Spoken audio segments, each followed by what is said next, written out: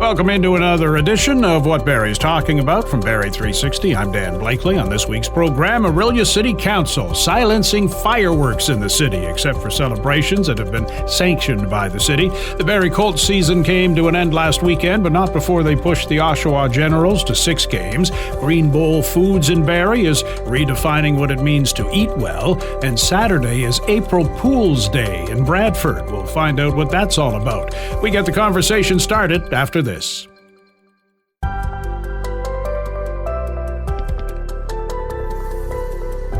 to be lots of chatter about this and pressure on other municipalities to do the same. City Council in Orillia has snuffed out fireworks except for special events approved by Council. Barrie 360's Ian MacLennon gets the reasons why and insight into how this will be enforced from Orillia Councillor Ralph Cipolla. How did this whole thing come about? How did it get on the radar in the first place?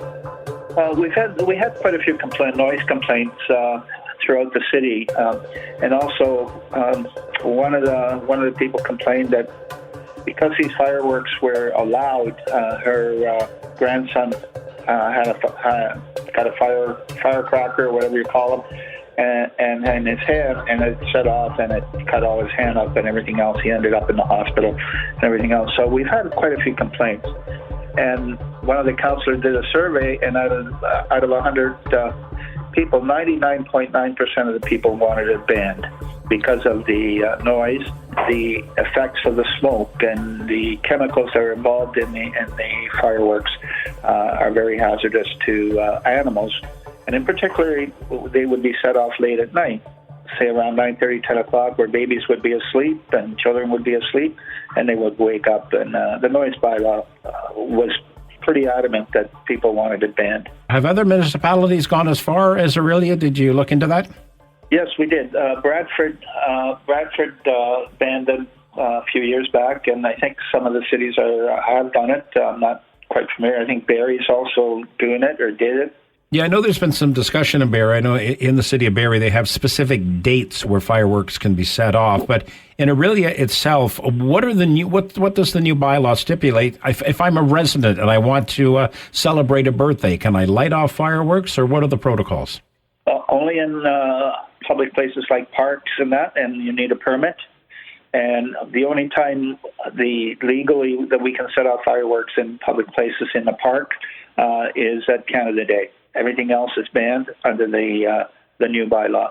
Yeah, it says Couchagene Beach Park is through a special event permit. So again, if I was a resident, I wanted to set off fireworks to celebrate something, do I have to go to the city, or am I impeded completely now? No, you can go to the city and apply for a permit, and the cost I think is $200 for the permit or greater. But the fines are substantial if you set it off in areas where it's prohibited and when it's prohibited. Yeah, I see 50,000, so the city means business here. Correct. If you set off fireworks, there will be an inspection fee of $200 to come and inspect your property and owner, and it's anywhere from what the courts would decide, up to $50,000 fine.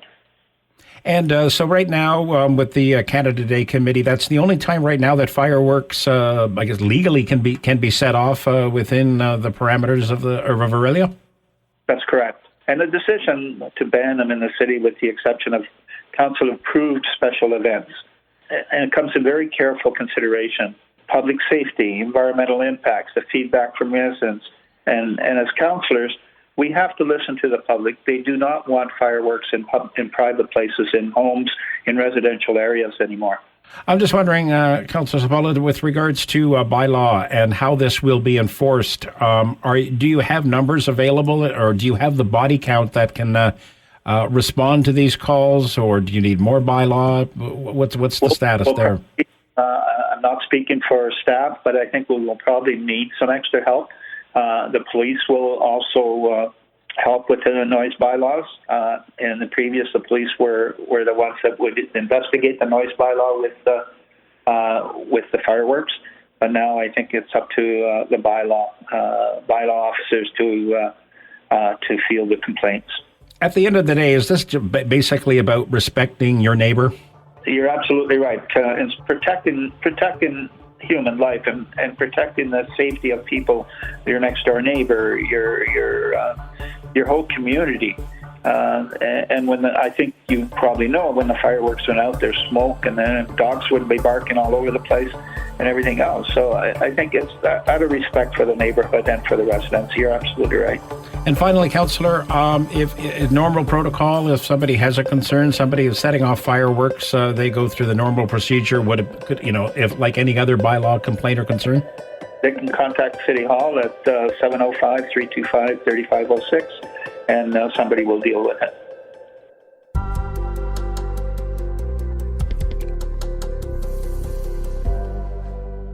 The Barrie Colts did not go quietly, pushing the Oshawa Generals to 6 games in their opening round playoff. Many thought the Colts would be swept to the postseason. Our Will Conkin takes a look back at the playoffs, the season, and what's next for the club with Colts writer and broadcaster Gene Pereira. Gene, I think we saw a hungry but a young team. Maybe talk to us about that.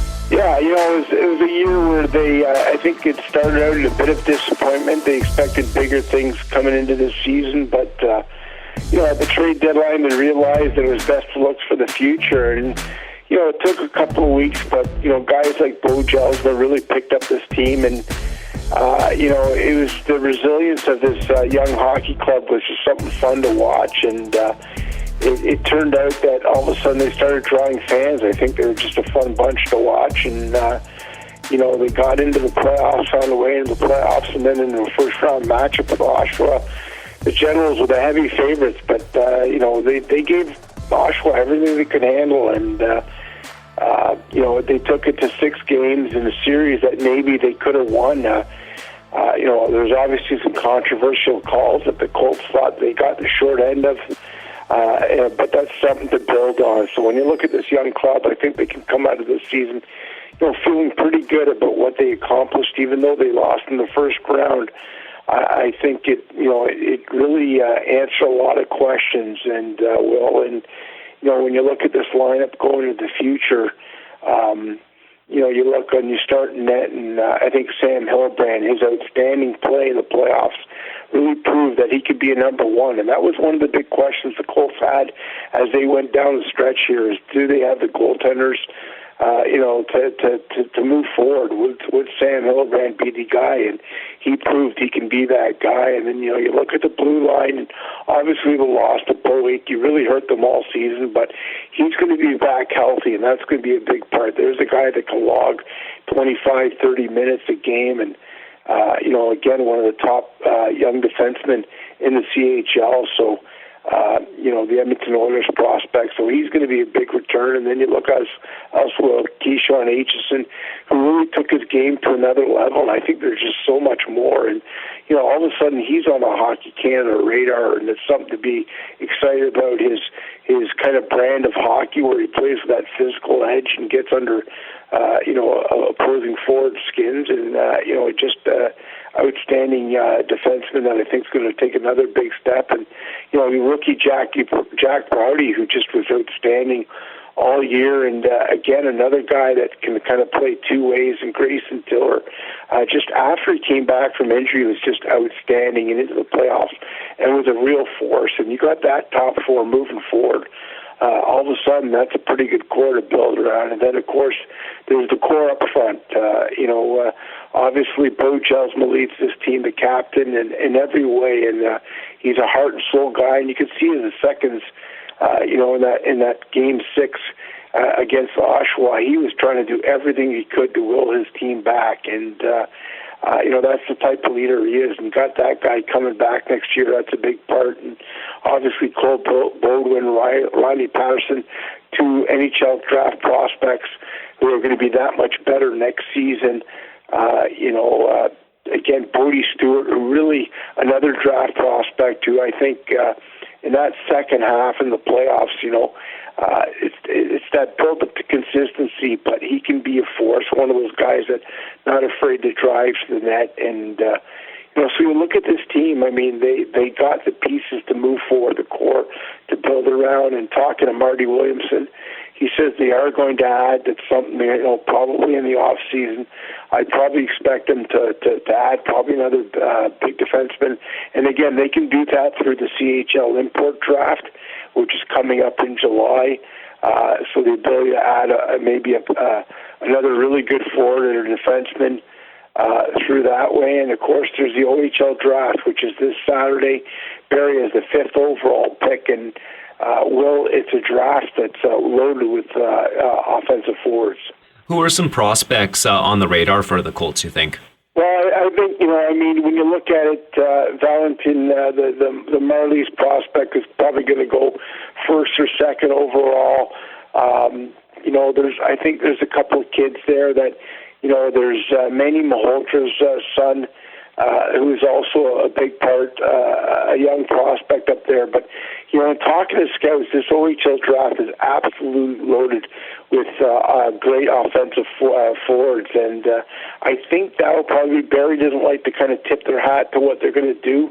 No team does, I want to tell you, ahead of the draft. But I think it's going to be hard to kind of pass on this collection of forwards. And as well, the intriguing part of this, of course, is that the Barrie Colts AAA minor midgets, an outstanding year, won the OMHA championship, made it to the semifinals of the OHL Cup. And, I mean, they are just absolutely loaded with talent. Alex McLean, Logan Howery, and Emmadovsky there as well is another top 3 guys that I expect to go in the first round. So they're going to be front and center in this draft, and it'll be interesting to see where they're going to go. But the Barrie Colts AAA system, I mean, what an outstanding year for them, and they're going to be sending a lot of talent the OHL way.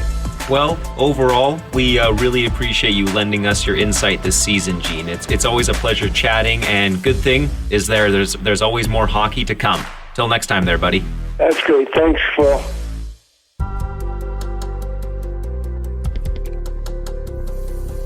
What Barrie's Talking About is a weekly podcast featuring the best Barrie and Simcoe County have to offer and more. You can get caught up and make it easy to keep up in the future by subscribing to What Barrie's Talking About through any podcast distributor.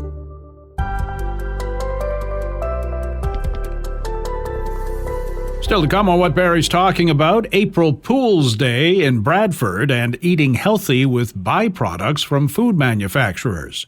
Now this. Our community rocks. It's a well-known fact, blood transfusion saves lives. It's also a well-known fact that the world relies on voluntary unpaid donations to fill the need for blood.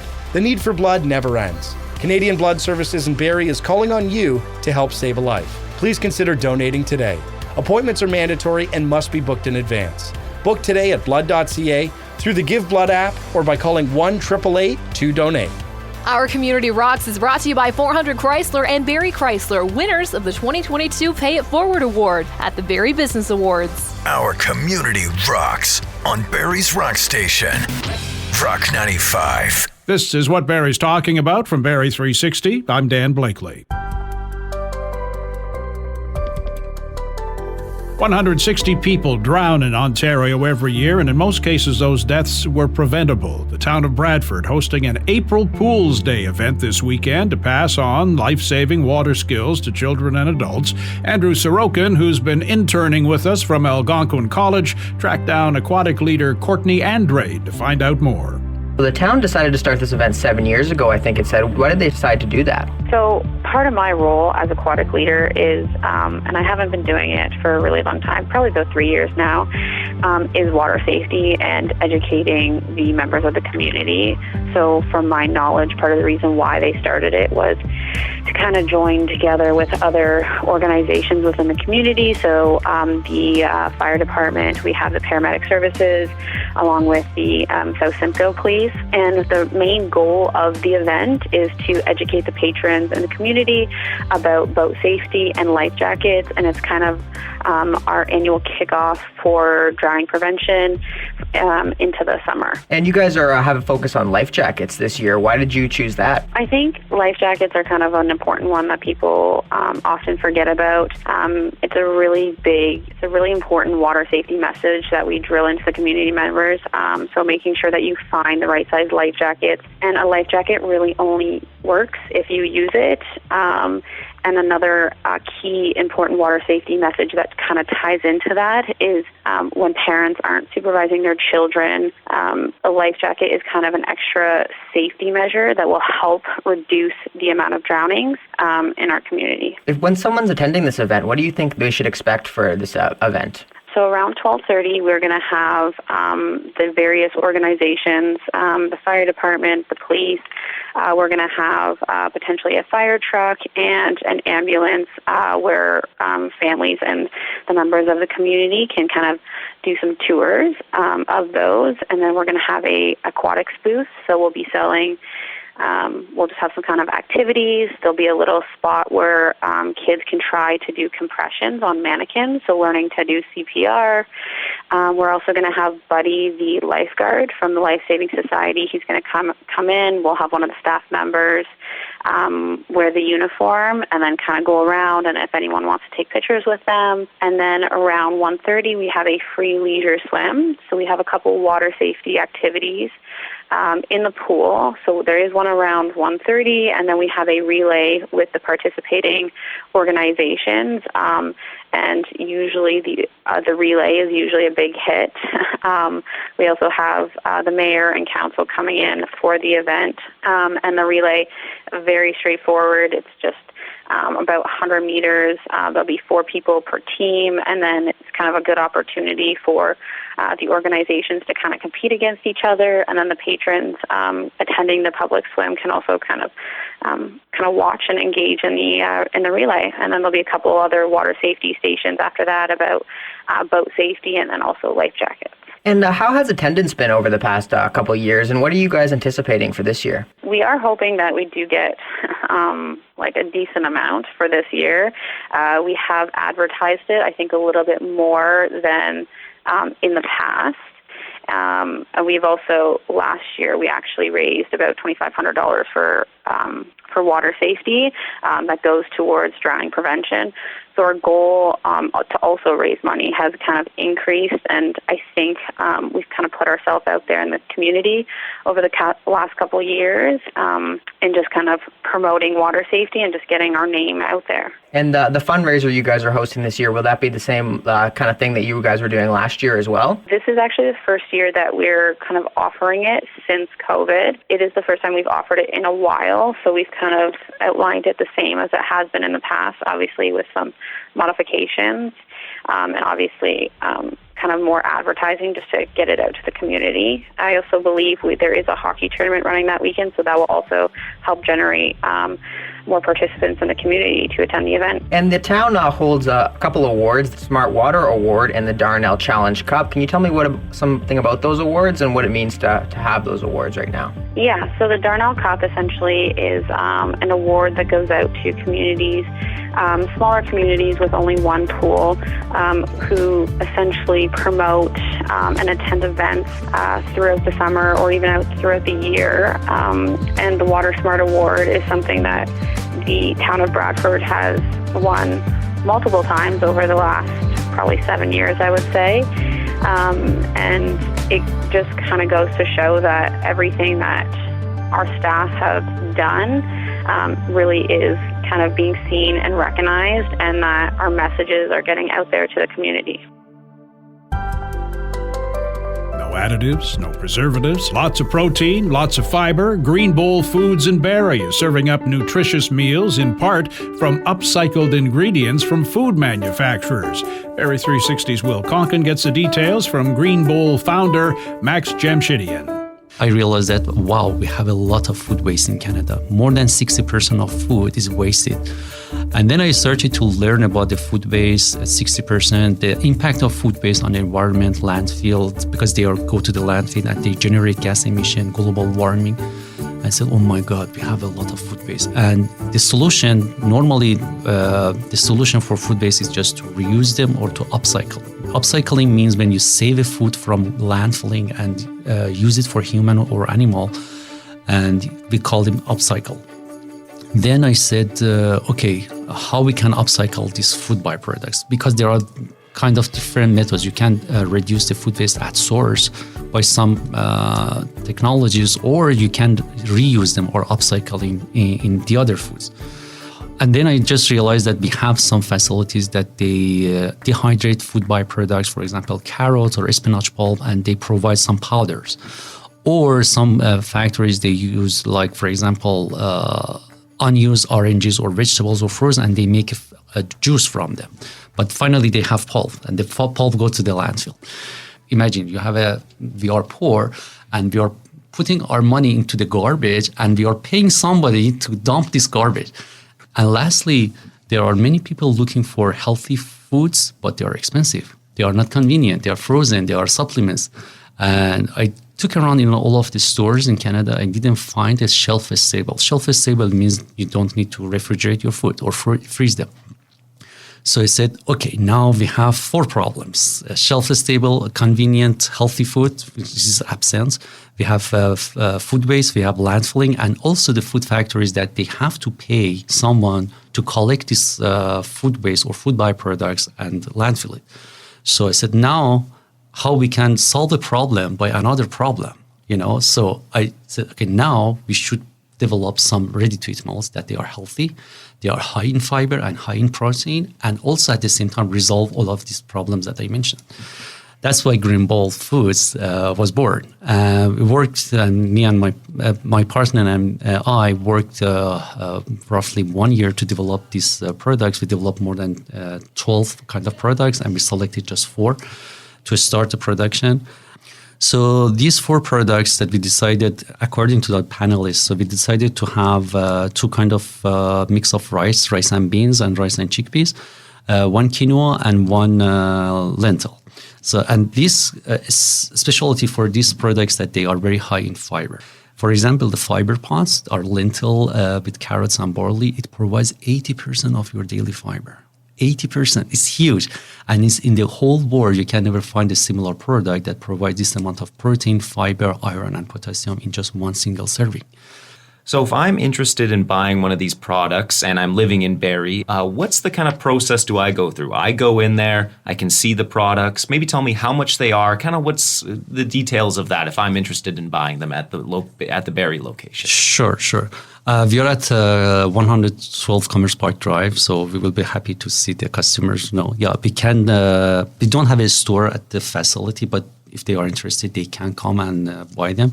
But the easiest way is purchase online. All of them, they are $6.99 with a good promotion, for example, good discount for bulk order, free shipping for more than $100. And in the stores in Barrie, we are in Nature Best and soon North Barrie Market, because they were interested in our last food and drink fest. And as I mentioned, soon going to be in Farm Boy and Healthy Planet. So, but the best way is online. How big are the bags? How many grams are they, or kind of the size of them? Yeah, they are 250 gram each bag, and as side dish going to be for 2 servings, and one as main dish 1 serving. There are a lot of companies out there that make ready-to-eat meals. You've already kind of mentioned what makes yours different, but why should people go to Green Bowl? Why should they? Yeah, as I mentioned, because of their positive impact on landfill and also for themselves, and the high amount of protein and fiber. And we are local, So we try to help food factories, local factories, and also people to have, and we are so happy if more upcycle factories, facilities come to play, because we need them. 60% of food is so sad, And why Green Bowl? Because we believe in sustainability. All of our products are upcycled, and we provide something delicious. It's not just a meal. It's not just a side dish. It's beyond the food, as I mentioned, because of the fiber and different source of fiber. And the fact that we save foods, the foods that they use water, sun, labor, electricity, energy, and we are wasting them.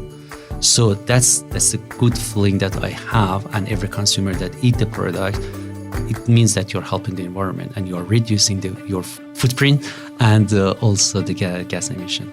And then where can people find more information, just general information about Green Bowl? On our website, greenbowlfoods.ca. And that's our program for this week. Thanks to Ian, Will, and Andrew for their input, to Matt Ladder for his technical tweaking, and to you for listening. If you like what you've heard, please subscribe to What Barrie's Talking About, rate it, review it. You can also keep up with What Barrie's Talking About on X at Barrie360, on our website, Barrie360.com, and there's our daily Kickstart podcast available from any streaming service and on our website.